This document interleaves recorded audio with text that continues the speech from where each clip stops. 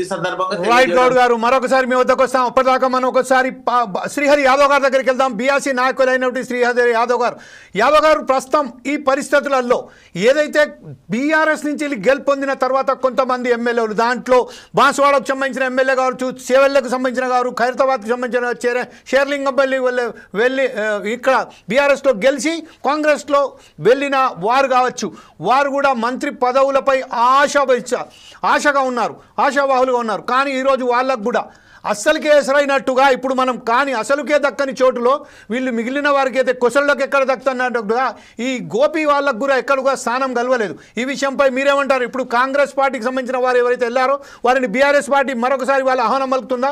ఎలా వివరించబోతున్నది వాళ్ళ విషయంలో? అందరికీ నమస్తే. ప్యానల్లో ఉన్న వివిధ పార్టీ ప్రతినిధులకి నాకు అవకాశం కల్పించిన మీకు వీక్షకులకి ఫోర్ సైడ్ వీక్షకులకు కూడా అందరికీ నమస్తే అన్న. మనం వివరంగా లోతుల్లోకి వెళ్తే ఇది పచ్చి సామాజిక అసమతుల్యతో ఉన్నది కేబినెట్. 22% ఉన్నటువంటి 15% ఉన్నటువంటి దళితులకి, 7% ఉన్నటువంటి గిరిజనులు కలిపి 22% ఉన్నటువంటి వాళ్ళకేమో 40% అవకాశాలు, 5% ఉన్న రెడ్లకు 60% అవకాశాలు తీసుకున్నారు. సామాజిక వర్గాల వారిగా రోజు రాహుల్ గాంధీ గారు చాలా కాలం నుంచి మనం వింటున్నాం, జనగణనలో భాగంగా కులగణన చేర్చాలని రాహుల్ గాంధీ గారి ఒత్తిడి మేరకే ఇవాళ కేంద్ర బీజేపీ ప్రభుత్వం కూడా ఒప్పుకున్నదని కాంగ్రెస్ జాతీయ నాయకత్వం కూడా విస్తృతంగా మీడియా ద్వారా చెప్తా ఉంది. మా రాహుల్ గాంధీ గారు రాజ్యాంగాన్ని చేతిలో పట్టుకొని జిత్నే ఆబాదీ ఉత్తమ భాగీదారి అని జనగణన ఖచ్చితంగా జనగణనలో కులగణన చేర్చాలని చెప్పి రాహుల్ గాంధీ గారు చెప్పడం వల్లనే ఇలా బీజేపీ ఒప్పుకుందని గొప్పలు చెప్పుకున్న వీళ్ళ చేతిలో అధికారం ఉన్న కాంగ్రెస్ పార్టీ ఉన్నటువంటి తెలంగాణలో మాత్రం బీసీలకు మొండి చేయ చూపించారు. బలహీన వర్గాలని బలహీనపరిచే విధంగానే ఇవాళ కేబినెట్ ఉన్నది. 60% ఉన్నది వాళ్ళే లెక్కలు చెప్పారు. మొన్న జనగణన చేసిర్రు, కులగణన చేసిర్రు. కులగణనలో చాలా నిర్దిష్టంగా వారు పూర్తి వివరాలు అందజేసారు సమాజానికి. ముఖ్యమంత్రి గారు ప్రెస్ మీట్ పెట్టి చెప్పారు 46% హిందూ బీసీలు, 10% ముస్లిం బీసీలు కలిపి 56% ఉన్నది. మేము 42% రిజర్వేషన్లు కట్టుబడి ఉన్నామని చెప్పారు. ఆ 42% ఇవ్వాల్సి ఉంటే ఇవాళ బీసీలకు ఇంకా 3 అవకాశాలు ఉన్నాయి కాబట్టి ఆ 3 అవకాశాలు బీసీలకు ఇవ్వాల్సి ఉండే. అట్లే మా మిత్రుడు ఇంతకుముందు రామచంద్ర గౌడ్ గారు చెప్పినట్టుగా మా దాంట్లో ప్రజాస్వామ్యం ఎక్కువ అంటారు. ప్రజాస్వామ్యం కాదు, అరాచకత్వం ఎక్కువ, క్రమశిక్షణ రాహిత్యం ఎక్కువ. ఇవాళ నిద్రలు కాదంటే వెంటనే అది ఒక పేకబేడలాగా ఒక డిసిప్లిన్. అన్నా నేను మాట్లాడతాను, మీ అభిప్రాయం చెప్పేటప్పుడు మీరు చెప్పండి. వారు మాట్లాడేటప్పుడు మేము మా అభిప్రాయం మాత్రమే చెప్తున్నాం.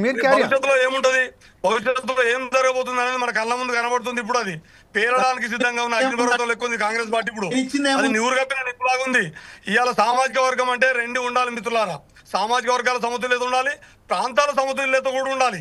ఒక నల్గొండ జిల్లా నుంచి 3 ఉండొచ్చు, ఒక మహబూబ్నగర్ జిల్లా నుంచి 3 ఉండొచ్చు, కానీ ఒక ఆదిలాబాద్ లాంటి వెనుకబడిన ప్రాంతం నుంచి కానీ, నిజామాబాద్ నుంచి కానీ, హైదరాబాద్ రంగారెడ్డి నుంచి కానీ కనీస ప్రాతినిధ్యం కూడా లేకపోవడం ఏదైతుందో ఇది సామాజిక సమతుల్యత అనిపించుకోదు. సామాజిక సమతుల్యత అంటే కేవలం కులాల వారిగా మాత్రమే కాదు, ప్రాంతాల వారి సమతుల్యత కూడా పాటించాల్సి వస్తుంది. ప్రధానంగా బలహీన వర్గాలకు సంబంధించి మాత్రం, బీసీలకు సంబంధించి మాత్రం వారు చెప్పిన 42% రిజర్వేషన్లు కట్టుబడి ఉన్న కామన్ డిక్లరేషన్ కి అమలు చేయడానికి కేబినెట్ కూడా 42% అనేది కేవలము ఎంపీపీలకు, ఎంపీటీసీలకు, జడ్పీటీసీలకు, సర్పంచ్లకు కాదు, చట్టబద్ధమైనటువంటి పాలన, చట్టబద్ధమైన చట్టాలు చేసినటువంటి అవకాశం ఉండి ప్రజలకు పూర్తి స్థాయిలో సేవ చేయడానికి అవకాశం ఉండేది కేబినెట్. కార్పొరేషన్ చైర్మన్లు, ఎమ్మెల్సీలు ఇట్లాంటి విషయాల కాడికి వచ్చినప్పుడు కదా సమతుల్యత పాటించాల్సింది, సామాజిక అవకాశాలు కల్పించాల్సింది. కాబట్టి మరోసారి తాను ఒకవైపు సామాజిక ఆధిపత్యాన్ని నిలబెట్టుకుంటూనే బలహీన వర్గాలను మరింత బలహీనపరిచే విధంగా సామాజిక అసమతుల్యత ఉంటుంది.